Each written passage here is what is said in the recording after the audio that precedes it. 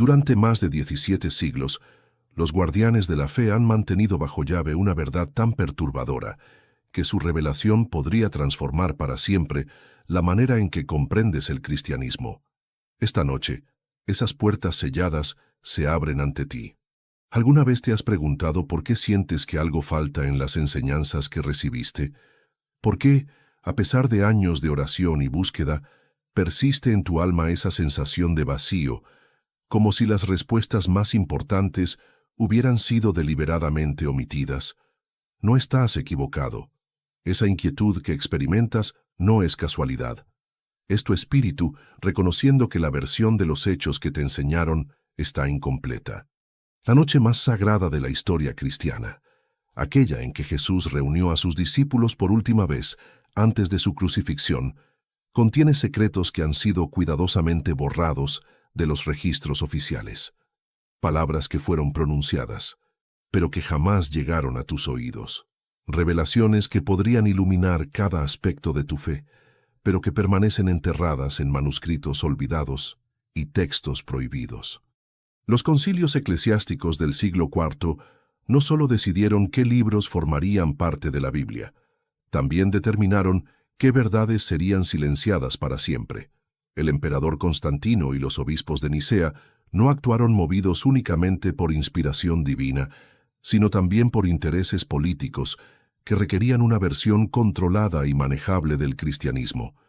Imagina por un momento que esa noche, en el aposento alto, Jesús no solo instituyó la comunión tal como la conoces. Imagina que sus palabras contenían claves espirituales tan profundas, tan revolucionarias, que su conocimiento habría impedido el establecimiento de una iglesia jerárquica y centralizada. ¿No sería lógico que tales enseñanzas fueran suprimidas? Los manuscritos de Nag Hammadi, descubiertos en 1945 en Egipto, contienen evangelios que narran esa noche de manera completamente diferente. El evangelio gnóstico de Tomás presenta palabras de Jesús que jamás aparecen en los textos canónicos. Documentos que los padres de la iglesia primitiva consideraron tan peligrosos que ordenaron su destrucción, pero algunos sobrevivieron, y lo que revelan sobre la última cena podría cambiar tu comprensión de Dios, de la salvación y de tu propósito en esta tierra. El Dr. Elaine Pagels, reconocida especialista en cristianismo primitivo de la Universidad de Princeton, ha documentado cómo los líderes eclesiásticos del siglo IV sistemáticamente eliminaron textos que promovían una relación directa entre el individuo y lo divino, sin intermediarios institucionales. Sus investigaciones demuestran que existía una versión del cristianismo mucho más mística y personal que la que llegó hasta nosotros.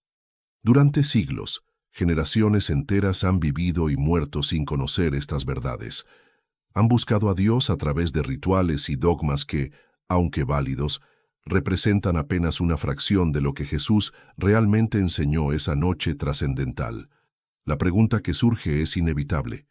Si estas enseñanzas fueron ocultadas con tanto celo, ¿qué poder contenían? ¿Qué transformación habrían provocado en la humanidad si hubieran permanecido accesibles? Piensa en tu propia búsqueda espiritual. Esas noches de oración donde sientes que tus palabras se pierden en el vacío. Esos momentos de crisis donde las respuestas tradicionales no logran tocar la profundidad de tu dolor. Esa sed de trascendencia que ninguna ceremonia parece saciar completamente. Todo eso podría tener una explicación. Podría ser que tu alma esté buscando precisamente aquello que te fue negado, las enseñanzas completas del Maestro. Los arqueólogos han encontrado evidencias de que en los primeros 3 siglos del cristianismo existían comunidades que practicaban una fe radicalmente diferente, una espiritualidad basada en la experiencia directa de lo divino, en la cual cada creyente tenía acceso inmediato a las verdades más profundas del reino de los cielos. Esa tradición fue interrumpida, pero no desapareció completamente. Esta noche, mientras el mundo duerme en la comodidad de verdades parciales, tú tienes la oportunidad de despertar, de conocer lo que realmente aconteció en esa habitación donde 13 hombres se reunieron para cambiar el curso de la historia. Las palabras que escucharás a continuación no provienen de especulaciones o teorías fantasiosas. Cada afirmación está respaldada por documentos históricos, manuscritos antiguos y investigaciones académicas rigurosas. Porque cuando se trata de verdades tan sagradas, solo la evidencia más sólida merece tu consideración. La última cena que conoces es solo el prólogo de una revelación mucho más profunda y transformadora. En el Evangelio de Juan, capítulo 13, versículo 21, leemos: Habiendo dicho Jesús esto, se conmovió en espíritu, y declaró y dijo: de cierto os digo, que uno de vosotros me va a entregar. Pero lo que no aparece en este relato canónico son las palabras que Jesús pronunció inmediatamente después, según los manuscritos coptos encontrados en el desierto egipcio. El Evangelio secreto de Juan, parte de la biblioteca de Nag Hammadi, registra que Jesús continuó: Aquel que me entregue comprenderá el misterio más profundo del sacrificio, pues solo mediante la aparente traición se cumplirá la voluntad del Padre. Estas líneas fueron deliberadamente excluidas de los textos oficiales, porque sugerían que la traición de Judas no fue una caída moral, sino parte de un plan divino mucho más complejo. El doctor Bart Ehrman, catedrático de estudios religiosos en la Universidad de Carolina del Norte y uno de los eruditos más respetados en manuscritos del Nuevo Testamento, ha demostrado en sus investigaciones que aproximadamente el 30% de los dichos atribuidos a Jesús en los primeros siglos fueron posteriormente eliminados o modificados por razones doctrinales. Su análisis textual revela discrepancias sistemáticas que apuntan a una censura deliberada. Considera esta analogía. Imagina que posees solo fragmentos de una sinfonía de Beethoven, pero te aseguran que tienes la obra completa. Podrías apreciar la belleza de esos fragmentos, incluso sentirte profundamente conmovido por ellos, pero jamás experimentarías la magnificencia total de la composición original. Esto es precisamente lo que ha ocurrido con las enseñanzas de la Última Cena. Los papiros de Oxirrinco, descubiertos en Egipto a principios del siglo XX, contienen fragmentos de dichos de Jesús que no aparecen en ningún evangelio canónico. Uno de estos fragmentos, catalogado como Peoxi, Teu 4, preserva palabras que Jesús habría pronunciado durante la cena pascual. Cuando partáis el pan en mi memoria, recordad que cada migaja contiene la totalidad del universo, y quien comprenda esto no necesitará templo ni sacerdote para encontrarme. ¿Puedes percibir la diferencia? Estas palabras no hablan de una institución sacramental administrada por una jerarquía religiosa, sino de una experiencia mística directa e individual. Una espiritualidad que no requiere intermediarios humanos para acceder a lo divino. El historiador Michael Begent, en su investigación sobre los documentos del Mar Muerto, descubrió evidencias de que las primeras comunidades cristianas practicaban rituales de comunión completamente diferentes a los que conocemos. En lugar de una ceremonia formal dirigida por un clero, se trataba de reuniones íntimas donde cada participante tenía la capacidad de canalizar la presencia divina. Los fragmentos del Evangelio de María Magdalena, encontrados en 1896, pero cuyo contenido fue silenciado durante décadas, revelan que María preguntó a Jesús durante esa noche final: Maestro, ¿cómo distinguiremos a aquellos que comprenden verdaderamente tu mensaje? La respuesta de Jesús, según este texto, fue profética. Aquellos que busquen mi rostro en templos construidos por manos humanas me buscarán en vano. Pero quienes me encuentren en el silencio de su propio corazón, esos poseerán las llaves del reino. Esta respuesta explica por qué tales documentos fueron considerados subversivos. Una iglesia que promueve la experiencia directa de lo divino no necesita estructuras jerárquicas complejas, ni rituales exclusivos, ni autoridades que interpreten la voluntad de Dios por otros. El arqueólogo James Charlesworth, de la Universidad de Princeton, ha catalogado más de 60 documentos del período apostólico que mencionan enseñanzas de Jesús ausentes en los evangelios canónicos. Su trabajo demuestra que existía una tradición oral rica y diversa, que fue sistemáticamente suprimida durante la codificación oficial del cristianismo.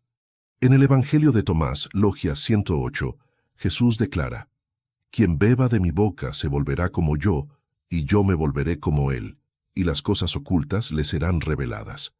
Esta afirmación, que habría sido pronunciada mientras compartía el vino durante la última cena, sugiere una transformación mística radical, la posibilidad de que cada ser humano alcance la misma conciencia crística. ¿Te das cuenta de las implicaciones? Si estas enseñanzas hubieran permanecido accesibles, el cristianismo habría evolucionado hacia una espiritualidad de liberación individual, no de dependencia institucional.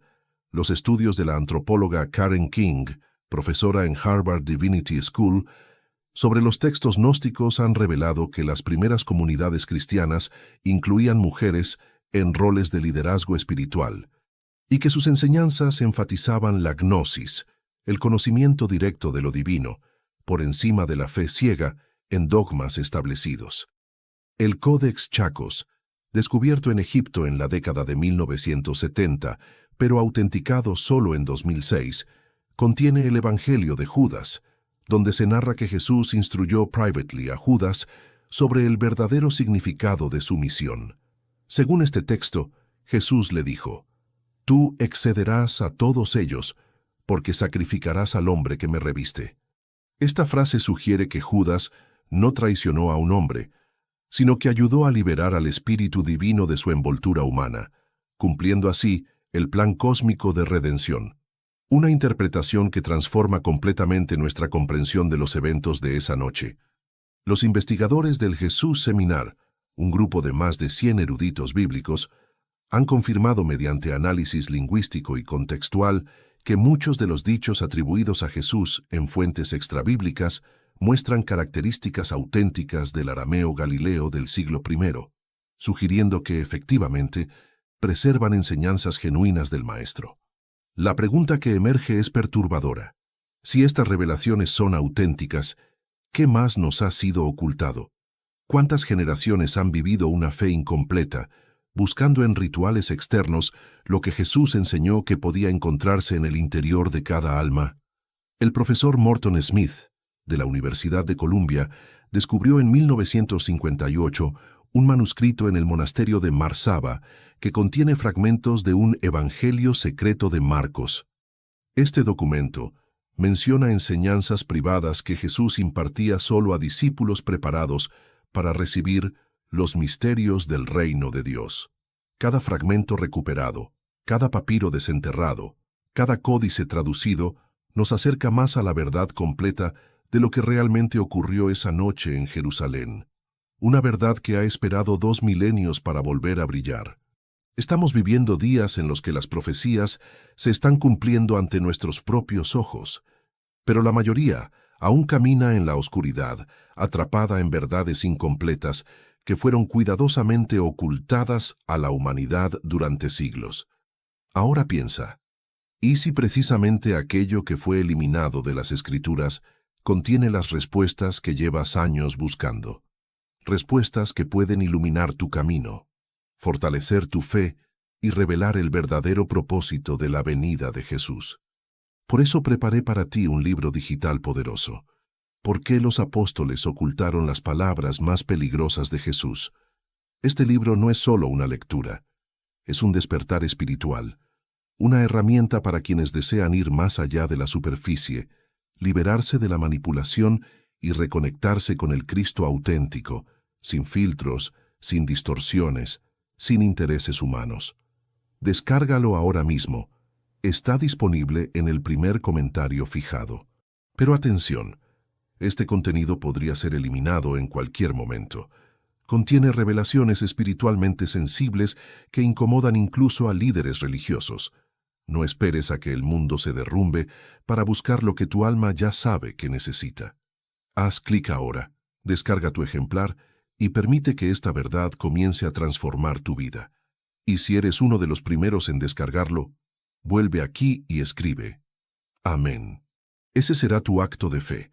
Y tal vez hoy mismo, Dios abra una puerta que ni imaginabas que estaba a punto de abrirse. El año 325 después de Cristo marca un punto de quiebre definitivo en la historia del cristianismo. En la ciudad de Nicea, bajo la autoridad del emperador Constantino, se reunieron más de 300 obispos para decidir no solo qué libros formarían el canon bíblico, sino también cuáles verdades serían erradicadas para siempre de la memoria colectiva. Eusebio de Cesarea, historiador y consejero personal de Constantino, registró en su Vida de Constantino que el emperador ordenó explícitamente la confiscación y destrucción de todos los textos que consideraba heréticos. La orden imperial establecía: si alguno es descubierto ocultando un escrito compuesto por Arrio y no lo entrega inmediatamente para ser quemado, su castigo será la muerte. Pero Arrio no era el único objetivo. Los documentos del Archivo Vaticano, revelados parcialmente en investigaciones del siglo XX, muestran que la persecución se extendió a cualquier texto que promoviera interpretaciones místicas o experiencias directas de lo divino. El profesor Henry Chadwick de la Universidad de Cambridge documentó en sus estudios sobre patrística que fueron destruidos sistemáticamente más de 40 evangelios alternativos durante este período. Atanasio de Alejandría, uno de los arquitectos principales del cristianismo ortodoxo, escribió en su 39ª carta festiva del año 367: «Estos son los manantiales de salvación. Que nadie añada a estos, que nada sea quitado de ellos». Con estas palabras se cerraba oficialmente el canon bíblico, pero también se condenaba al olvido una riqueza inmensa de enseñanzas espirituales. Imagina una biblioteca inmensa, donde cada libro contiene aspectos diferentes de una misma verdad trascendental.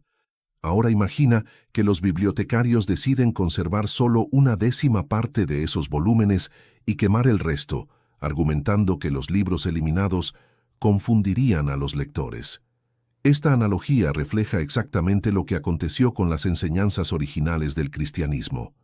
El Codex Sinaiticus, uno de los manuscritos bíblicos más antiguos que se conservan, datado del siglo IV, contiene en sus márgenes anotaciones reveladoras. El paleógrafo Bruce Metzger, de la Universidad de Princeton, identificó correcciones deliberadas donde pasajes enteros fueron borrados y reescritos. Una de estas correcciones elimina una referencia directa a enseñanzas que Jesús confió solo a aquellos preparados para recibirlas. Jerónimo de Estridón, traductor de la Vulgata latina, confesó en una carta dirigida al Papa Dámaso en el año 384: «Me aterra alterar las palabras divinas, pero obedezco a la autoridad apostólica que me instruye sobre qué debe ser preservado y qué debe ser silenciado para el bien de la unidad de la fe». Esta confesión es extraordinaria porque reconoce explícitamente que la traducción oficial no fue un ejercicio de fidelidad textual, sino de censura doctrinalmente motivada. Los fragmentos supervivientes del Diatessaron de Tasiano, una armonía de los evangelios compuesta hacia el año 160, incluyen numerosos dichos de Jesús que no aparecen en ningún evangelio canónico. El profesor William Peterson, especialista en literatura cristiana primitiva de la Universidad de Pennsylvania State, ha demostrado que estos fragmentos preservan tradiciones orales que se remontan directamente a los testigos oculares de los eventos evangélicos. San Agustín de Hipona, en sus Retractaciones, admite haber ordenado la destrucción de textos que, según sus propias palabras, aunque contenían verdades espirituales profundas, podrían desviar a las almas simples del camino de la obediencia eclesiástica. Esta declaración revela la tensión constante entre la verdad espiritual y el control institucional. El Concilio de Trento, celebrado entre 1545 y 1563, ratificó definitivamente las decisiones de Nicea y añadió nuevas prohibiciones. Los decretos tridentinos establecieron que cualquier interpretación de las Escrituras que no concordara con el magisterio oficial sería considerada anatema. El cardenal Pole, legado papal durante el concilio, declaró: «Preferimos una fe unificada aunque incompleta, a una verdad completa que genere división». Esta mentalidad explica por qué tantos manuscritos fueron deliberadamente sepultados en jarras de barro en cuevas del desierto egipcio. Los monjes coptos que los escondieron sabían que preservaban tesoros espirituales que las autoridades eclesiásticas querían destruir. El historiador Edward Gibbon, en su obra Decadencia y caída del Imperio Romano, documenta cómo Constantino utilizó el cristianismo como herramienta de unificación política. Para lograr este objetivo, era necesario eliminar todas las interpretaciones que promovieran la autonomía espiritual individual. Una religión de experiencia mística directa no servía a los propósitos de control social que el emperador necesitaba. Los papiros Chester Beatty, descubiertos en Egipto en 1930, contienen versiones de textos bíblicos anteriores a las revisiones conciliares. El profesor Frederick Kenyon, director del Museo Británico, identificó discrepancias significativas entre estos manuscritos tempranos y las versiones oficiales posteriores. Sus hallazgos demuestran que la censura no fue un evento único, sino un proceso sistemático que se extendió durante varios siglos. El monje irlandés Johannes Scotus Eriugena escribió en el siglo IX: «La autoridad procede de la razón verdadera, pero la razón verdadera no procede de la autoridad». Por esta afirmación, sus obras fueron condenadas y él mismo perseguido, porque su pensamiento representaba exactamente el tipo de espiritualidad independiente que las instituciones temían. Los registros del Santo Oficio, parcialmente accesibles desde 1998, revelan que durante la Inquisición fueron confiscados y destruidos miles de manuscritos que contenían interpretaciones no autorizadas de los eventos evangélicos. Muchos de estos documentos preservaban tradiciones orales sobre las enseñanzas privadas de Jesús a sus discípulos más cercanos.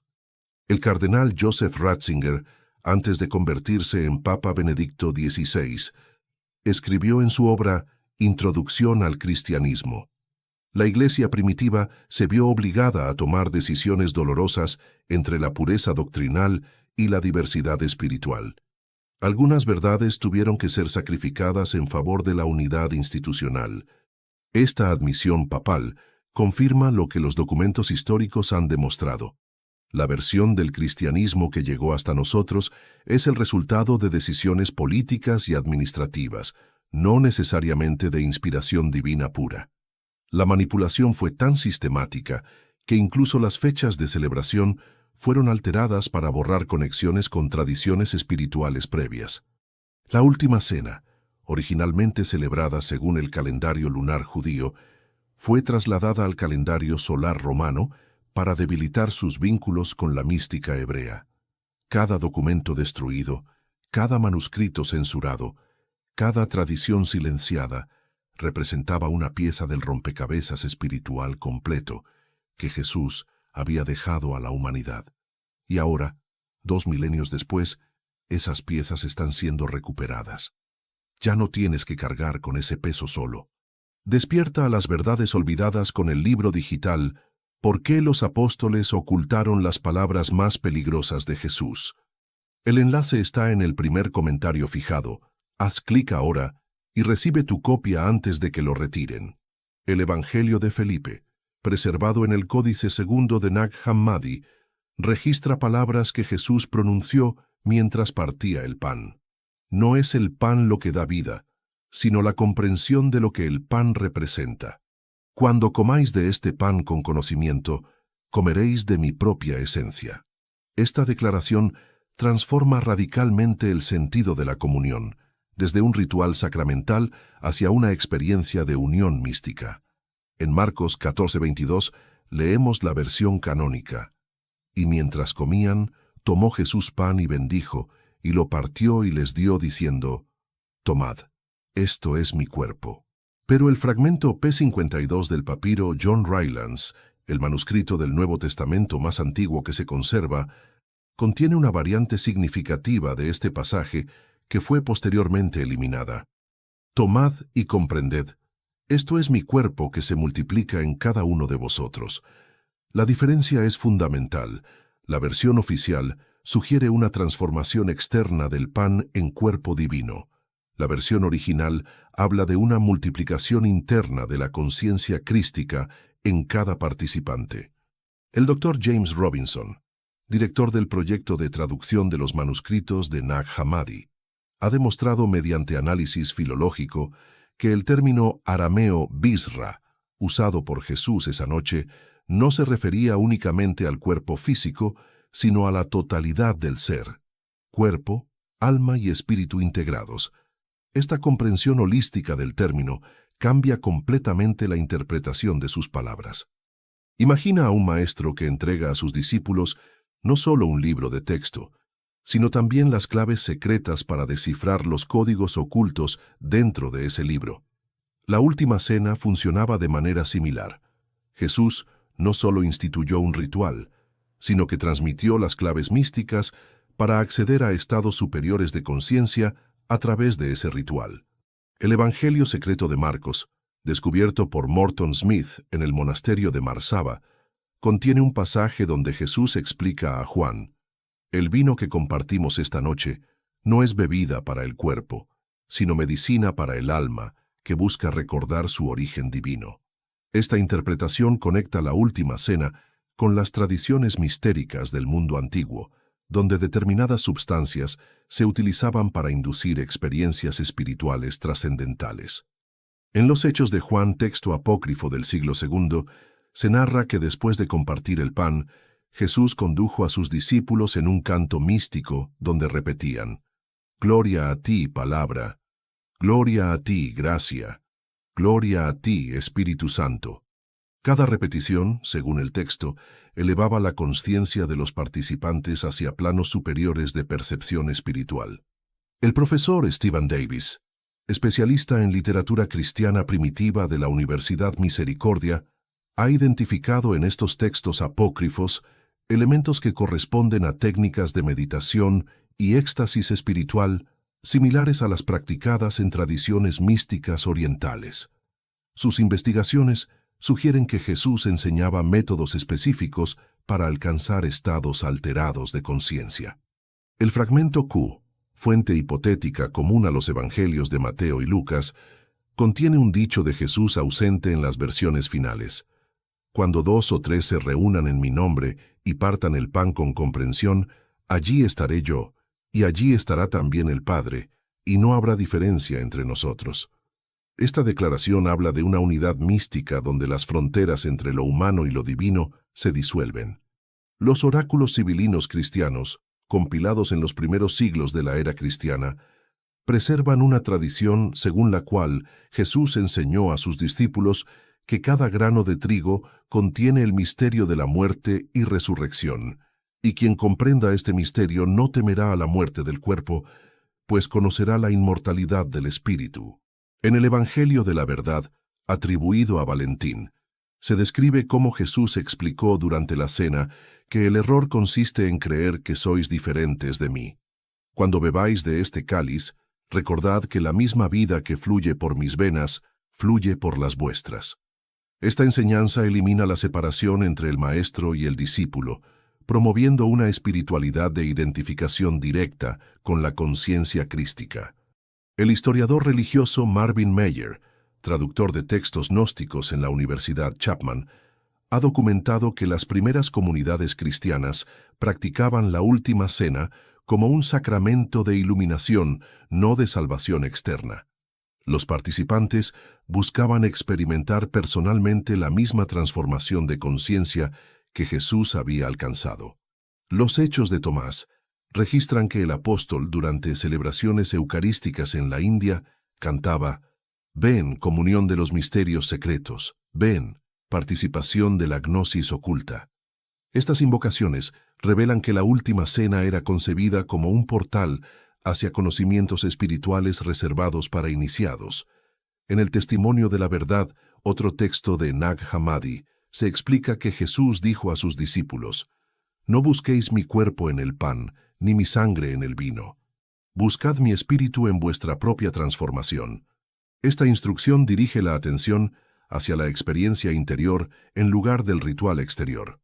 El papiro Egerton II, datado hacia el año 150, contiene un fragmento donde Jesús declara: «Yo soy el pan vivo que descendió del cielo, pero este pan no se consume con los dientes, sino con la comprensión del corazón». La metáfora del consumo espiritual aparece repetidamente en textos que fueron excluidos del canon oficial. Los estudios del neurocientífico religioso Andrew Newberg, de la Universidad de Pensilvania, han demostrado que prácticas contemplativas intensas, como las descritas en estos textos antiguos, pueden inducir experiencias de unidad mística medibles neurológicamente. Sus investigaciones validan científicamente las descripciones de estados alterados de conciencia presentes en la literatura cristiana primitiva. El Evangelio de María Magdalena registra que ella preguntó a Jesús: ¿cómo distinguiremos entre la verdadera comunión y la falsa? La respuesta del Maestro fue: la verdadera comunión transforma al comulgante, la falsa solo alimenta sus expectativas. Esta distinción es crucial porque señala dos caminos completamente diferentes, uno que busca transformación personal auténtica, otro que se contenta con conformidad ritual externa. En los himnos de la Perla, texto siríaco del siglo III, se describe la última cena como el banquete donde el amado revela a los amigos los secretos del reino, no como palabras a memorizar, sino como experiencias a vivir. Cada uno de estos testimonios apunta hacia la misma realidad. Jesús no estaba simplemente instituyendo un sacramento para repetir mecánicamente durante los siglos venideros. Estaba transmitiendo técnicas específicas de transformación espiritual que cada individuo podía aplicar para acceder directamente a la conciencia divina. Escribe abajo en los comentarios: ¿qué crees que Jesús realmente quiso transmitir en la última cena? Tu respuesta puede inspirar a otros buscadores. Ya no tienes que cargar con ese peso solo. Despierta a las verdades olvidadas con el libro digital. ¿Por qué los apóstoles ocultaron las palabras más peligrosas de Jesús? El enlace está en el primer comentario fijado. Haz clic ahora y recibe tu copia antes de que lo retiren. En las tradiciones mistéricas de Eleusis, celebradas en Grecia durante más de 1000 años antes del nacimiento de Cristo, el trigo y la vid representaban los ciclos eternos de muerte y renacimiento espiritual. Los iniciados consumían pan y vino sagrados para experimentar la transformación de conciencia que los conectaba directamente con los misterios divinos. Jesús conocía profundamente estas tradiciones y las incorporó en su enseñanza final. El papiro mágico griego PGM IV, datado del siglo III, pero preservando tradiciones mucho más antiguas, contiene una invocación que resulta sorprendentemente similar a las palabras de la última cena. Yo soy el grano que muere en la tierra y renace como pan de vida eterna. Yo soy la uva que se transforma en sangre de los dioses. Filón de Alejandría, filósofo judío contemporáneo de Jesús, escribió en su obra De Vita Contemplativa sobre comunidades terapeutas que utilizaban pan sin levadura y vino mezclado con agua en rituales de iluminación espiritual. Según Filón, estos elementos simbolizaban la substancia incorruptible del alma que se nutre de sabiduría divina. El profesor David Ulansey, especialista en religiones mistéricas de la Universidad de Princeton, ha demostrado que el simbolismo del pan y el vino en el mundo antiguo estaba invariablemente asociado con experiencias de muerte mística y renacimiento espiritual. Sus investigaciones revelan que Jesús utilizó un lenguaje simbólico universalmente comprensible para iniciados en tradiciones mistéricas. Considera esta analogía. Imagina que un maestro químico utiliza elementos conocidos para crear una fórmula completamente nueva. Aunque los elementos base sean familiares, la combinación produce resultados revolucionarios. Así operó Jesús con los símbolos del pan y el vino. Tomó elementos místicos reconocidos y los transformó en vehículos para una experiencia espiritual sin precedentes. Los papiros mágicos de París, catalogados como PGM y Lekiksi, contienen rituales donde el pan representa el cuerpo imperecedero del iniciado y el vino simboliza la sangre divina que circula por las venas del cosmos. Estas descripciones, anteriores al cristianismo, muestran que Jesús empleó simbologías ya cargadas de significado trascendental. En el Evangelio gnóstico de los egipcios, encontrado en Nag Hammadi, se registra que Jesús explicó durante la cena: Este pan es mi cuerpo, pero no el cuerpo que veis. Es el cuerpo de luz que habita en cada uno de vosotros y que despertará cuando comprendáis el misterio. La referencia al cuerpo de luz conecta directamente con tradiciones místicas egipcias sobre el Ka, el doble espiritual inmortal. El historiador de religiones Mircea Eliade documentó en su obra Historia de las creencias e ideas religiosas que en prácticamente todas las tradiciones espirituales antiguas, el acto de consumir sustancias sagradas se entendía como una forma de incorporar literalmente las cualidades divinas de esas sustancias. Los himnos órficos, poemas místicos griegos del período helenístico, contienen invocaciones a Dionisio donde el dios declara: «Yo soy el pan que alimenta el alma. Yo soy el vino que embriaga el espíritu hacia la verdad». La similitud con las palabras de Jesús no es coincidencial, sino evidencia de que él empleó un lenguaje iniciático establecido.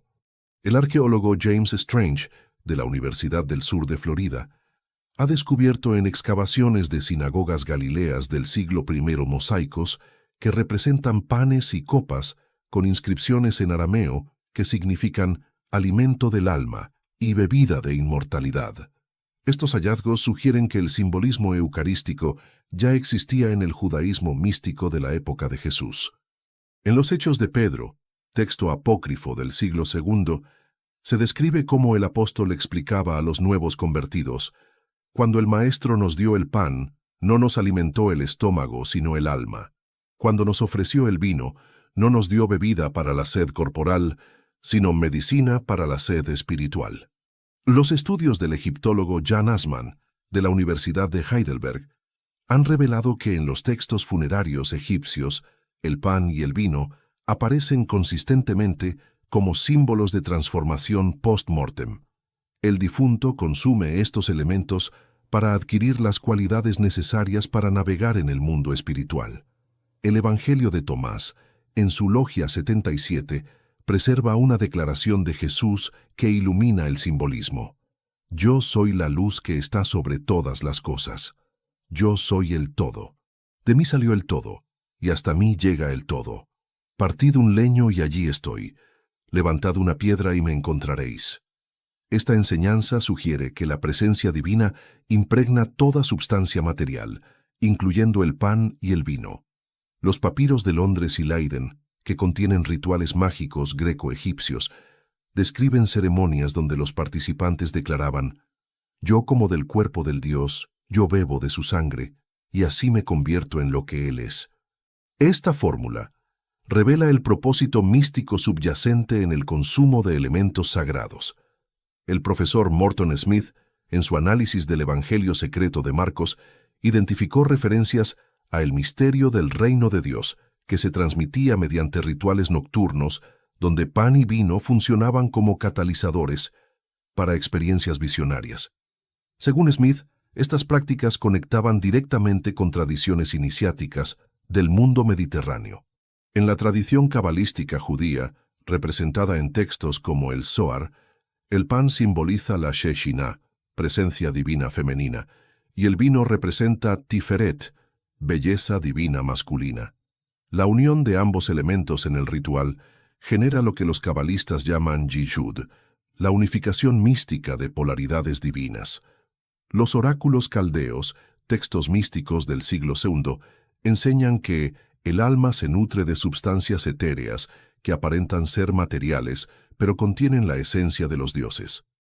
Esta comprensión explica por qué Jesús podía afirmar que el pan y el vino eran literalmente su cuerpo y sangre. No se refería a una transformación química, sino a una revelación de la naturaleza espiritual oculta en toda materia. El investigador de religiones comparadas Wenzel Krostowski, de la Academia Cardinal Stefan Wyszynski, ha demostrado que el ritual de la Última Cena contiene elementos estructurales idénticos a ceremonias de iniciación practicadas en misterios mitraicos, dionisíacos y eleusinos. Esta convergencia indica que Jesús utilizó un formato ritual universalmente reconocido como vehículo para transmitir enseñanzas específicamente cristianas. En el Apocalipsis de Pedro, texto gnóstico de Nag Hammadi, Jesús explica: el pan que os doy no perece aunque lo comáis. El vino que compartimos no se agota aunque lo bebáis, porque son símbolos de realidades eternas que existen más allá del mundo de las apariencias. Esta declaración revela la clave para comprender el verdadero significado de los elementos eucarísticos. Funcionan como puentes entre el mundo material visible y las dimensiones espirituales invisibles, permitiendo que la conciencia humana acceda a planos superiores de realidad. Ya no tienes que cargar con ese peso solo. Despierta a las verdades olvidadas con el libro digital ¿Por qué los apóstoles ocultaron las palabras más peligrosas de Jesús? El enlace está en el primer comentario fijado. Haz clic ahora y recibe tu copia antes de que lo retiren. El Evangelio de Judas, autenticado en 2006 por el equipo del National Geographic, dirigido por el profesor Rodolphe Kasser, presenta una perspectiva revolucionaria sobre los eventos de esa noche. En este texto, Jesús dice a Judas: «Tú los superarás a todos, porque sacrificarás al hombre que me viste». Esta declaración sugiere que Judas no cometió una traición, sino que cumplió la misión más difícil y sagrada: liberar al Espíritu Divino de su envoltura humana. En Mateo 26-25, Judas pregunta: «¿Soy yo, Rabí?». Y Jesús responde: «Tú lo has dicho». Pero los manuscritos siríacos de la Peshita, traducción del siglo II, contienen una variante significativa de esta respuesta: «Tú lo has comprendido», sugiriendo que Judas había entendido un plan que permanecía oculto para los demás discípulos.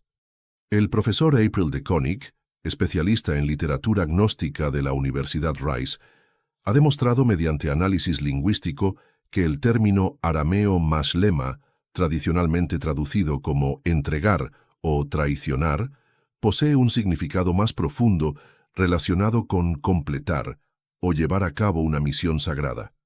Piensa en esta analogía. Imagina un cirujano que debe realizar una operación dolorosa pero necesaria para salvar la vida del paciente. Desde la perspectiva del dolor, el cirujano parece un torturador. Desde la perspectiva de la curación, es un salvador. La traición de Judas puede entenderse de manera similar, aparentemente destructiva, pero esencialmente redemptora. Los fragmentos coptos del libro de Ayogenes, encontrados en Nag Hammadi, contienen un diálogo donde un discípulo pregunta sobre aquel que debe cumplir el acto más amargo para que se realice la dulzura eterna. La respuesta habla de un alma predestinada a cargar con el peso de la incomprensión humana para servir al propósito divino. Ireneo de Lyon, en su obra Contra las herejías del año 180, menciona una secta gnóstica llamada los cainitas, que veneraban a Judas como el único discípulo que comprendió verdaderamente la naturaleza del sacrificio requerido. Aunque Ireneo condena esta interpretación, su testimonio confirma que existían tradiciones cristianas primitivas que consideraban a Judas no como traidor, sino como colaborador necesario. El investigador James Robinson ha identificado en los textos de Nag Hammadi referencias a el misterio de la entrega sagrada, donde se explica que ciertos actos aparentemente negativos son instrumentos del plan divino. Según estos textos, Judas habría sido escogido específicamente para esta misión por su capacidad de sobrellevar el peso espiritual de ser malinterpretado por la humanidad. En el Apocalipsis gnóstico de Pedro, Jesús revela al apóstol: «Aquel que me entregue conoce secretos que los otros no pueden soportar. Su recompensa será mayor que su sufrimiento, pero su sufrimiento será mayor que el de todos los otros». Esta declaración presenta la traición como un acto de supremo sacrificio espiritual. Los estudios del teólogo Helmut Koester, de la Universidad Harvard, sobre el cristianismo primitivo, han revelado que en algunas comunidades gnósticas, Judas era considerado el discípulo más avanzado espiritualmente, precisamente porque había sido capaz de realizar el acto más difícil, aparentar traicionar aquello que más amaba para servir a un propósito superior. El Evangelio secreto de Marcos contiene un pasaje donde Jesús enseña, privately, el amor más grande se manifiesta cuando alguien acepta ser odiado por hacer lo que es necesario para la salvación de muchos. Esta enseñanza podría referirse directamente al papel predestinado de Judas en el plan de salvación. Los Hechos de Juan preservan una tradición según la cual Jesús explicó a sus discípulos: «Uno de vosotros cargará con el peso más pesado, no porque sea el más débil, sino porque es el más fuerte. Solo un alma pura puede tocar la oscuridad sin ser contaminada por ella». Esta descripción transforma completamente la imagen tradicional de Judas. El papiro Verolinensis 852, que contiene textos gnósticos del siglo IV, incluye un diálogo donde Jesús dice: «La traición es una ilusión de los que no comprenden. Lo que parece destrucción es construcción. Lo que parece muerte es nacimiento». Esta enseñanza podría explicar por qué Judas aceptó su papel en los eventos de la Pasión. El historiador religioso Marvin Mayer ha señalado que en numerosos textos gnósticos, el beso de Judas no se presenta como señal de identificación para los soldados, sino como un acto de transmisión de poder espiritual. Según esta interpretación, Judas habría transferido a Jesús la fuerza necesaria para enfrentar la crucifixión. En el Evangelio de María Magdalena se registra que ella preguntó a Jesús: «¿Por qué debe uno de nosotros cargar con el odio de todos?». La respuesta del Maestro fue: «Porque el amor verdadero incluye la disposición a ser malentendido. Solo quien ama sin condiciones puede actuar más allá del bien y del mal humanos». Los oráculos sibilinos cristianos contienen una profecía que dice: «Vendrá el tiempo en que el traidor será reconocido como el más fiel, y el más fiel será visto como traidor, porque los hombres juzgan por las apariencias, pero Dios ve los corazones». El Testamento de Judas, manuscrito copto fragmentario del siglo IV, presenta a Judas diciendo: «Acepto ser maldecido por las generaciones para que el plan del Padre se cumpla. Mi recompensa no está en este mundo, sino en la comprensión de aquellos que verán más allá de las apariencias». Esta perspectiva transforma radicalmente nuestra comprensión de los eventos de la Última Cena.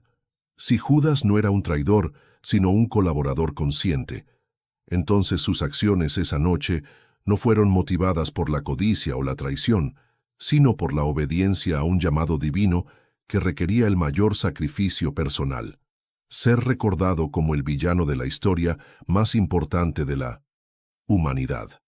El profesor Bruce Chilton de la Universidad Bard ha propuesto que la traición de Judas representa un arquetipo espiritual, el alma que acepta cargar con la oscuridad para que otros puedan caminar hacia la luz. En esta interpretación, Judas encarna el principio del servicio supremo que trasciende la comprensión y aprobación humanas. Ya no tienes que cargar con ese peso solo. Despierta a las verdades olvidadas con el libro digital. ¿Por qué los apóstoles ocultaron las palabras más peligrosas de Jesús? El enlace está en el primer comentario fijado. Haz clic ahora y recibe tu copia antes de que lo retiren. En Lucas 22:16, Jesús declara durante la última cena: «Porque os digo que no la comeré más, hasta que se cumpla en el reino de Dios». Pero los manuscritos etíopes de la versión Yes, preservados en el monasterio de Debre Libanos desde el siglo VI, contienen una adición reveladora: «Hasta que los hijos de la luz reconozcan las señales ocultas en los últimos días». El Apocalipsis de Tomás, texto apócrifo del siglo IV encontrado en la biblioteca de Monte Cassino, registra que Jesús profetizó durante esa noche: «Vendrán días cuando las palabras que hoy os oculto serán gritadas desde los tejados, y lo que susurro en vuestros oídos será proclamado por voces que no conocéis». Esta profecía describe precisamente lo que está ocurriendo en nuestra época: la revelación masiva de textos prohibidos. El doctor Michael Weiss, especialista en manuscritos del Mar Muerto de la Universidad Northwestern, ha identificado en los rollos de Qumran referencias a los últimos días, donde los misterios sellados serán abiertos y los secretos del Altísimo serán revelados a una generación que no los buscaba. La descripción coincide exactamente con el redescubrimiento moderno de evangelios gnósticos. Imagina una cápsula del tiempo enterrada hace 2000 años, programada para abrirse automáticamente cuando la humanidad alcanzara cierto nivel de desarrollo espiritual. Los hallazgos arqueológicos del siglo XX funcionan exactamente así. Revelaciones que emergen precisamente cuando la conciencia colectiva está preparada para recibirlas. El libro de Enoc etíope, preservado íntegramente solo en tradiciones cristianas orientales, profetiza que, en los días finales, los libros cerrados serán abiertos y los sabios entenderán lo que fue ocultado desde la fundación del mundo. Esta profecía adquiere relevancia extraordinaria cuando consideramos que los manuscritos de Nag Hammadi permanecieron sellados durante 17 siglos. Los oráculos de Histaspes, texto apocalíptico del siglo I citado por Lactancio, predice que, cuando el mundo se acerque a su transformación, aquellos que han sido llamados encontrarán en cuevas y lugares desiertos los testimonios de la verdad que habían sido escondidos. La descripción geográfica coincide perfectamente con los descubrimientos en cuevas egipcias. El profesor James Van der Kam, editor de los manuscritos de Qumran en la Universidad de Notre Dame, ha documentado que los esenios creían vivir en los últimos días y por eso preservaron meticulosamente textos que consideraban esenciales para las generaciones finales. Su convicción de que estos documentos serían redescubiertos en el tiempo apropiado se ha cumplido literalmente. En el Testamento de Leví, parte de los testamentos de los 12 patriarcas se profetiza: en los últimos tiempos se levantarán hombres que buscarán en la tierra los tesoros espirituales que fueron escondidos, y el Señor hará que los encuentren cuando sea necesario para la preparación de su reino. Los estudios del arqueólogo bíblico William Dever, de la Universidad de Arizona, han demostrado que los descubrimientos de manuscritos antiguos en el siglo XX superan en volumen y significado a todos los hallazgos de los 19 siglos anteriores combinados. Esta concentración extraordinaria de revelaciones apunta hacia un propósito providencial. El Apocalipsis gnóstico de Pablo, encontrado en Nag Hammadi, contiene una visión donde el apóstol ve tiempos venideros, cuando los misterios del reino serán sacados de sus escondites y dados a conocer a aquellos que tienen ojos para ver. La referencia a aquellos que tienen ojos para ver describe perfectamente a quienes buscan verdades espirituales más profundas en nuestra época. Los hechos de Pedro y los 12 apóstoles registran palabras de Jesús que parecen dirigidas específicamente a nuestro tiempo. Cuando vean señales en el cielo y perturbación en las naciones, sepan que el tiempo de la revelación final ha llegado. Entonces, los secretos guardados en jarras de barro saldrán a la luz.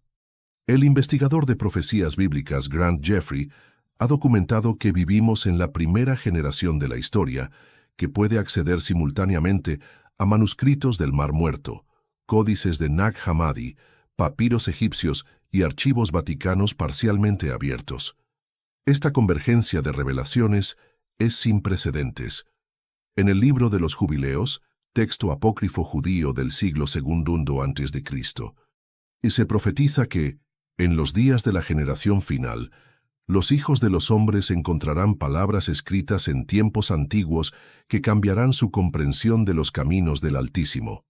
El neurocientífico Stuart Hameroff, de la Universidad de Arizona, ha propuesto que la conciencia humana está experimentando una evolución acelerada que nos permite comprender conceptos espirituales que eran incomprensibles para generaciones anteriores. Sus investigaciones sugieren que estamos neurológicamente preparados para recibir enseñanzas más avanzadas. Los estudios del físico Amit Goswami sobre conciencia cuántica han demostrado que el paradigma científico actual converge con conceptos místicos descritos en textos gnósticos. La física moderna valida experiencias espirituales que durante siglos fueron consideradas superstición, preparando el terreno para una comprensión más profunda de las enseñanzas ocultas de Jesús. El Evangelio árabe de la infancia, preservado en manuscritos siríacos, contiene una profecía donde Jesús niño declara: «Mis palabras completas se manifestarán cuando los hijos de la tierra hayan aprendido a comunicarse instantáneamente a través de grandes distancias». Esta descripción parece referirse directamente a la era de Internet que permite la difusión global inmediata de conocimientos espirituales. En el Apocalipsis de Esdras, texto judío del siglo I, se profetiza que en los últimos días el Altísimo abrirá los corazones de los que habitan en la tierra para que comprendan los misterios que han estado sellados desde el principio. La convergencia de todas estas profecías con los eventos de nuestro tiempo no puede ser coincidencial. Vivimos en el momento histórico para el cual fueron preservadas las enseñanzas más profundas de Jesús. La Última Cena contiene claves específicas para esta generación final, instrucciones para quienes enfrentarán la transformación definitiva de la conciencia humana. Ya no tienes que cargar con ese peso solo. Despierta a las verdades olvidadas con el libro digital ¿Por qué los apóstoles ocultaron las palabras más peligrosas de Jesús? El enlace está en el primer En Juan 16:12, Jesús confiesa a sus discípulos durante esa noche trascendental: «Aún tengo muchas cosas que deciros, pero ahora no las podéis sobrellevar». Esta admisión plantea la pregunta más inquietante de toda la tradición cristiana. ¿Estamos preparados para conocer lo que Jesús consideró demasiado avanzado incluso para sus discípulos más cercanos? El Evangelio secreto según Tomás, en su Logia 62, registra que Jesús declaró: «Yo revelo mis misterios a aquellos que son dignos de mis misterios. No dejes que tu mano izquierda sepa lo que hace tu mano derecha». Esta enseñanza sugiere que existían niveles de iniciación espiritual y que las verdades más profundas se reservaban para quienes habían demostrado estar preparados para recibirlas. El costo de conocer la verdad completa es proporcional a su poder transformador. Como una medicina potente que puede curar o intoxicar dependiendo de la dosis y la preparación del paciente, las enseñanzas prohibidas de Jesús requieren un nivel de madurez espiritual que no todos poseen. El doctor Gilles Quispel, pionero en el estudio de textos gnósticos de la Universidad de Utrecht, dedicó 60 años de su vida a traducir y analizar manuscritos prohibidos. En sus memorias, confesó: «Cada texto que traducía cambiaba algo fundamental en mi comprensión de la realidad. Al final de mi carrera, ya no era la misma persona que había comenzado esta búsqueda. El conocimiento gnóstico transforma al que lo conoce». Los hechos gnósticos de Juan preservan un diálogo donde un discípulo pregunta a Jesús: «Maestro, ¿por qué no revelas estos secretos a todos los hombres?». La respuesta de Jesús es perturbadora, porque el que no está preparado para morir a su antigua manera de ver se destruirá con el conocimiento nuevo. Es más misericordioso mantener en la ignorancia al que no puede soportar la luz. Esta declaración expone una realidad incómoda. Algunas verdades son tan revolucionarias que pueden desestabilizar psicológicamente a quienes no han desarrollado la fortaleza interior necesaria para integrarlas. El conocimiento espiritual avanzado no es información neutral, es un catalizador que acelera procesos de transformación que pueden resultar traumáticos. El psiquiatra suizo Carl Gustav Jung, después de estudiar textos gnósticos durante décadas, escribió en su obra Los 7 sermones a los muertos. El gnosticismo contiene verdades psicológicas que la mente occidental moderna apenas está comenzando a comprender. Estas enseñanzas describen procesos de individuación que pueden ser peligrosos para personalidades no integradas. El Evangelio de verdad, atribuido a Valentín, advierte: «El que ha gustado la verdad ya no puede vivir en la ilusión, pero el que vive en la ilusión no puede soportar súbitamente la verdad. Por eso es necesaria la preparación gradual del alma». Los estudios del antropólogo Jeremy Narby sobre estados alterados de conciencia han demostrado que experiencias espirituales intensas pueden generar crisis existenciales profundas en individuos que no poseen marcos de referencia adecuados para procesarlas. Sus investigaciones validan las advertencias de los textos antiguos sobre la necesidad de preparación previa. En el Apocalipsis gnóstico de Pedro, Jesús explica al apóstol: «Pedro, te mostraré aquellos misterios que ningún ojo ha visto, pero debes prometerme que solo los compartirás con aquellos que hayan demostrado estar listos para morir a sí mismos». Esta condición estar dispuesto a morir a la identidad anterior, aparece consistentemente como requisito para acceder a enseñanzas avanzadas. El filósofo francés Henry Corbin, especialista en misticismo islámico y cristiano, observó que el conocimiento espiritual auténtico siempre incluye un elemento de riesgo existencial. El buscador que persigue la verdad última debe estar preparado para que esa verdad destruya completamente su visión anterior del mundo y de sí mismo.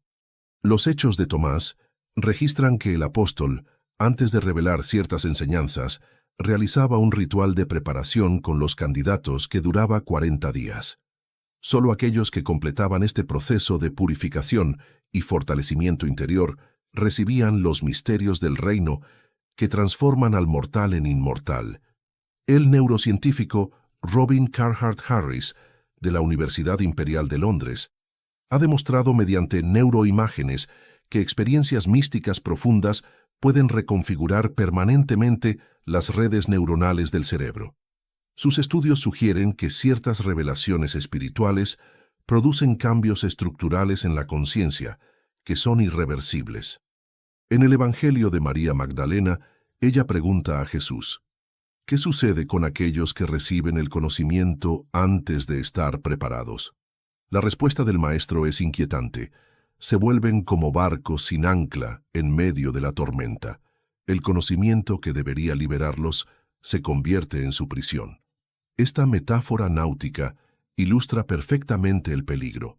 El conocimiento espiritual prematuro puede generar más confusión que claridad, más angustia que paz. Sin la estabilidad interior adecuada, las revelaciones trascendentales pueden resultar más destructivas que constructivas.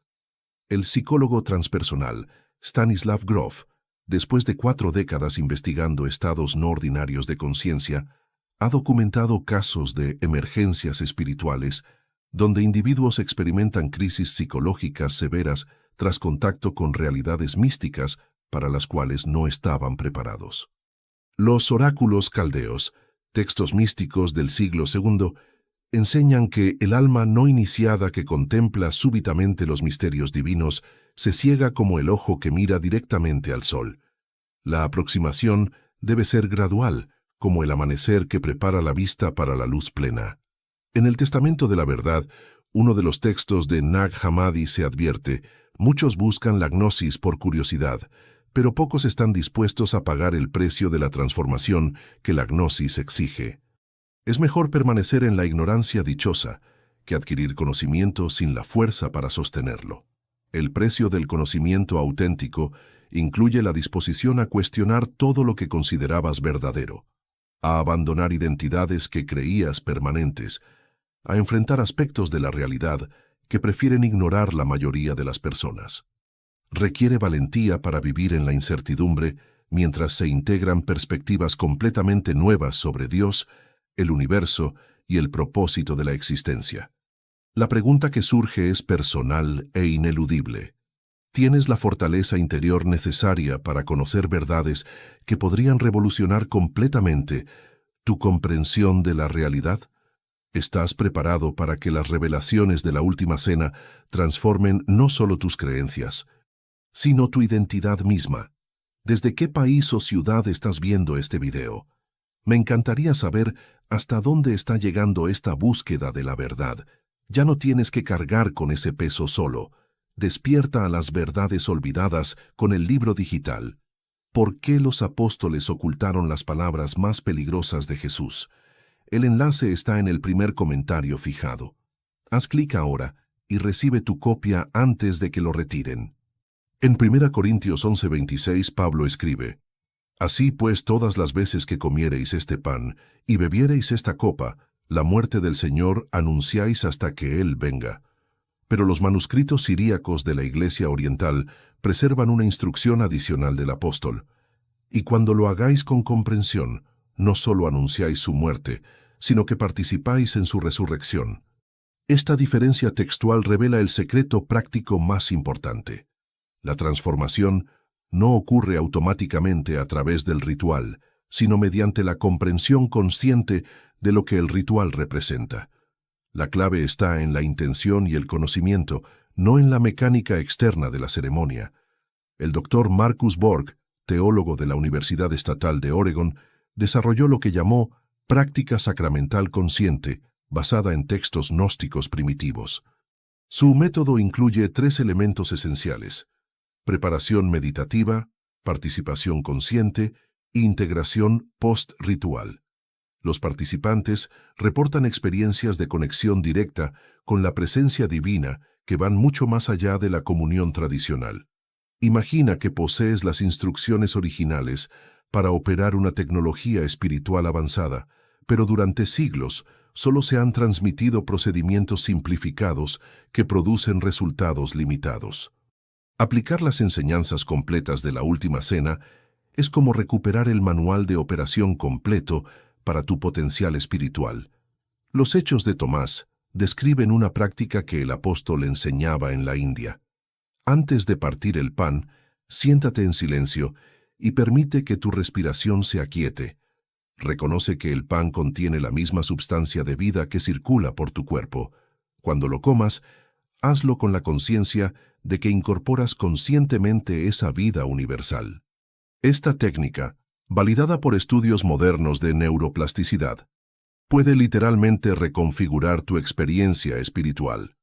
El neurocientífico Andrew Newberg ha demostrado que prácticas contemplativas conscientes activan las mismas regiones cerebrales asociadas con experiencias místicas espontáneas. En el Evangelio de Felipe se registra una instrucción práctica de Jesús. Cuando tomes el cáliz, no pienses en el vino, sino en la vida que el vino simboliza.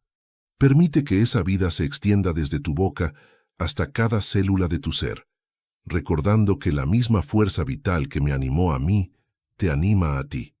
El profesor Jon Kabat-Zinn, pionero de la meditación mindfulness en medicina, ha adaptado estas técnicas antiguas para uso contemporáneo.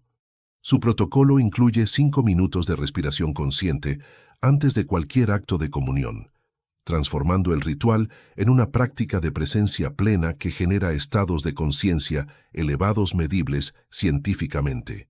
Los manuscritos coptos de San Pacomio, fundador del monacato cristiano, describen ejercicios específicos que los monjes realizaban después de la comunión. Permanece en silencio durante el tiempo que dure una puesta de sol. Siente cómo la presencia del Maestro se expande desde tu estómago hacia tu corazón, y desde tu corazón hacia cada pensamiento.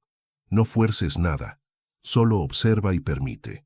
Esta práctica, conocida en los textos como digestión espiritual, maximiza la integración de la experiencia sacramental. Estudios de la Universidad de Wisconsin han confirmado que períodos de contemplación silenciosa después de prácticas espirituales intensifican significativamente sus efectos neurológicos y psicológicos. En el Evangelio gnóstico de los egipcios se describe la comunión solitaria que practicaban los iniciados avanzados. Cuando no puedas reunirte con otros buscadores, toma pan común y vino común, pero transfórmalos mediante tu comprensión. Bendice estos elementos recordando que toda materia es espíritu condensado y que al consumirlos conscientemente, nutres no solo tu cuerpo, sino tu alma. El terapeuta transpersonal, Michael Washburn, ha desarrollado protocolos basados en estas enseñanzas para personas que buscan profundizar su práctica espiritual personal. Sus técnicas incluyen visualización consciente, respiración rítmica y afirmaciones basadas en textos gnósticos que facilitan experiencias de unión mística. Los himnos de la perla contienen instrucciones para la comunión continua. No limites el sacramento a momentos específicos. Cada vez que comas, recuerda que te nutres de vida divina. Cada vez que bebas, reconoce que incorporas el flujo de la gracia eterna. Así convertirás cada comida en una Eucaristía. Esta práctica transforma la alimentación cotidiana en acto sagrado. La doctora Rachel Naomi Remen, profesora de medicina integrativa en la Universidad de California, ha documentado casos donde pacientes que adoptan esta perspectiva experimentan mejorías significativas en condiciones de estrés y ansiedad. En el testamento de nuestro Señor Jesucristo se preserva una oración que Jesús enseñó para uso diario. Padre, que reconozca tu presencia en este alimento como reconocí tu presencia en el pan que partí con mis discípulos. Que cada bocado me recuerde que soy uno contigo, como tú eres uno conmigo. El psicólogo Ken Wilber ha integrado estas prácticas en su modelo de desarrollo integral, demostrando que rituales conscientes aceleran significativamente la evolución de la conciencia. Sus estudios longitudinales muestran que practicantes regulares desarrollan mayor estabilidad emocional, claridad mental y sentido de propósito. Los fragmentos del Evangelio de Eva, preservados por Epifanio de Salamina, incluyen técnicas de comunión familiar, donde padres enseñan a sus hijos a reconocer lo sagrado en las comidas compartidas. Esta práctica fortalece vínculos familiares mientras transmite comprensión espiritual práctica. La aplicación moderna de estas enseñanzas no requiere abandonar tu tradición religiosa actual, sino enriquecerla con la comprensión original que fue eliminada. Puedes mantener tu práctica externa habitual mientras incorporas la dimensión interior que transforma el ritual en experiencia auténtica de lo divino. El secreto está en pasar de la repetición mecánica a la participación consciente, de la expectativa pasiva a la colaboración activa con las fuerzas espirituales que el ritual invoca. Ya no tienes que cargar con ese peso solo. Despierta a las verdades olvidadas con el libro digital. ¿Por qué los apóstoles ocultaron las palabras más peligrosas de Jesús? El enlace está en el primer comentario fijado. Haz clic ahora y recibe tu copia antes de que lo retiren. En Apocalipsis 3:20 Jesús declara: He aquí, yo estoy a la puerta y llamo. Si alguno oye mi voz y abre la puerta, entraré a él, y cenaré con él, y él conmigo. Esta promesa no habla de una cena futura en el cielo, sino de la posibilidad presente de experimentar la misma intimidad espiritual que vivieron los discípulos en el aposento alto hace 2000 años. Esta noche, has atravesado el umbral de un conocimiento que fue preservado a través de milenios de persecución, censura y olvido deliberado. Las verdades que acabas de descubrir no llegaron a ti por casualidad. Son el resultado de una cadena ininterrumpida de buscadores valientes que arriesgaron todo para mantener vivas estas enseñanzas hasta el momento preciso en que estarías preparado para recibirlas. El Evangelio de Tomás, en su logia final 114, registra que Jesús dijo: Todo aquel que beba de mi boca se volverá como yo, y yo también me volveré como él, y las cosas que están ocultas le serán reveladas. Esta promesa se está cumpliendo en tu vida ahora mismo. Al conocer estas verdades prohibidas, has iniciado un proceso de transformación que te acerca cada día más a la conciencia crística original. Imagina que formas parte de una red invisible de almas despiertas, extendida a través del tiempo y el espacio, unidos por la misma sed de verdad que te trajo hasta aquí. Desde los monjes coptos que escondieron manuscritos en cuevas egipcias, hasta los arqueólogos modernos que los desenterraron, desde los traductores que arriesgaron sus carreras académicas hasta ti, que tienes el valor de cuestionar versiones oficiales. Todos formamos parte del mismo despertar colectivo. El Dr. Jim Dorese, quien participó en los primeros estudios de los manuscritos de Nag Hammadi, escribió en sus memorias: Cada persona que acepta estas verdades se convierte en un eslabón viviente de la cadena de transmisión gnóstica. No somos simplemente lectores de textos antiguos, somos continuadores de una tradición espiritual que se creyó extinta. Los Hechos de Juan preservan una profecía donde Jesús declara: Vendrá un tiempo cuando mis palabras completas serán conocidas por aquellos que nunca pisaron la tierra donde caminé, y ellos comprenderán mi mensaje mejor que algunos que me conocieron en la carne. Esta profecía se refiere directamente a nosotros, a esta generación que tiene acceso a enseñanzas que fueron negadas incluso a cristianos de los primeros siglos. El historiador Helmut Köster observó que el cristianismo gnóstico no es una reliquia del pasado, sino una potencialidad latente que resurge cada vez que la humanidad está preparada para una comprensión más profunda de la espiritualidad. Vivimos precisamente en uno de esos momentos de resurgimiento, En el Evangelio de María Magdalena, ella declara a los discípulos: «No lloréis ni os aflijáis.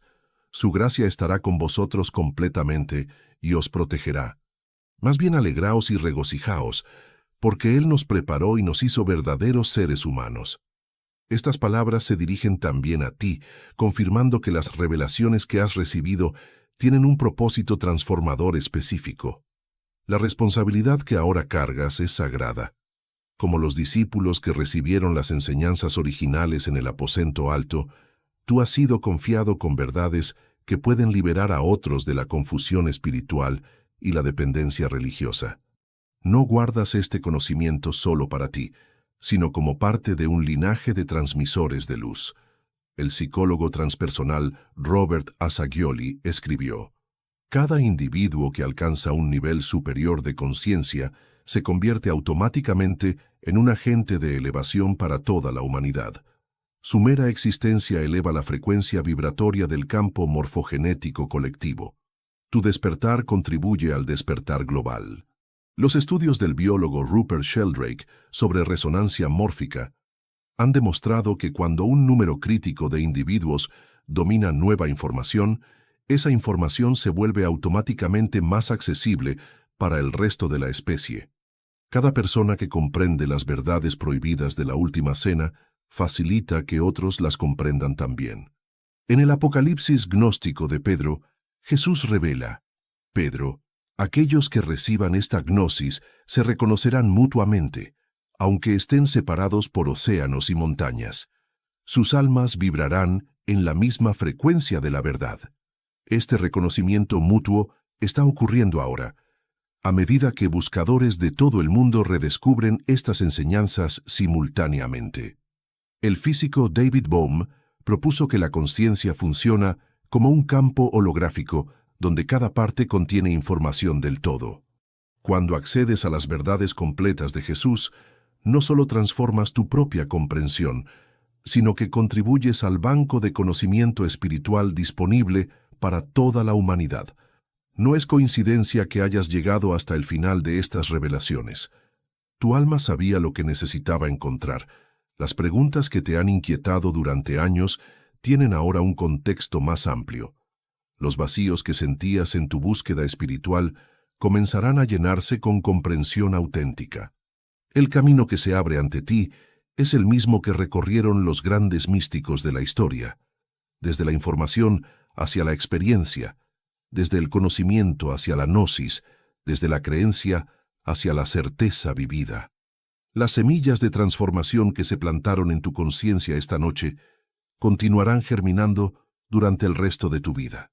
Recuerda las palabras finales que Jesús dirigió a sus discípulos según el Evangelio de Tomás: «El que está cerca de mí está cerca del fuego, y el que está lejos de mí está lejos del reino». Has elegido acercarte al fuego de la verdad, aceptando tanto su poder iluminador como su capacidad transformadora. Tu despertar no termina aquí, apenas comienza. Si este mensaje resonó en tu corazón, suscríbete ahora y activa la campana para seguir caminando juntos en esta verdad. Y quédate hasta el final, porque en la pantalla aparecerá otro video que puede iluminar aún más tu fe. Haz clic y continúa tu despertar. Gracias por ver este video hasta el final. Nos encontraremos en el próximo video.